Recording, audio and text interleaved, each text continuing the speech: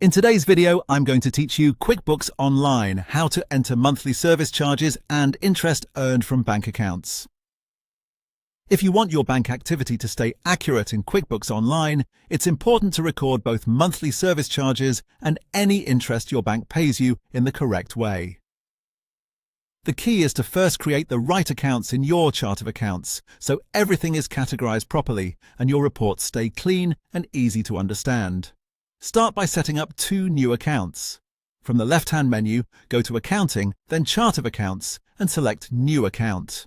First, create the account for interest earned. For the account type, choose Other Income. For the detail type, select Interest Earned. Then, in the name field, enter Interest Income and click Save.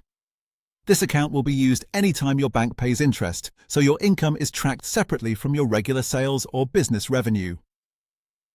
Next, create the account for monthly bank service charges. Select New Account again.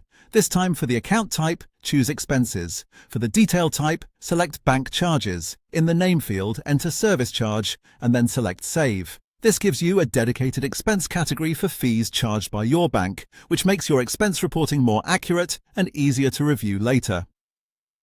Once those 2 accounts are set up, you're ready to enter these transactions into QuickBooks. To record a bank service charge, select the plus New button, then choose Expense. In the expense form, set the payment account to the bank account where the fee was charged. For the category, choose Service Charge. This tells QuickBooks that money left your bank account because of a banking fee, and it assigns that amount to the correct expense account. To record interest earned from your bank, select the plus New button again, but this time choose Bank Deposit.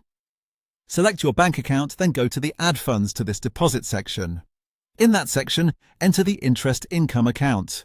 This records the money your bank added to your account and classifies it as interest income instead of regular business income.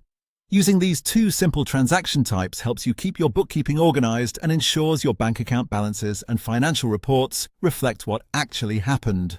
As a helpful tip, make sure the amounts you enter match your bank statement exactly, especially if you plan to reconcile the account later. That way, your monthly reconciliation process will be much smoother and faster.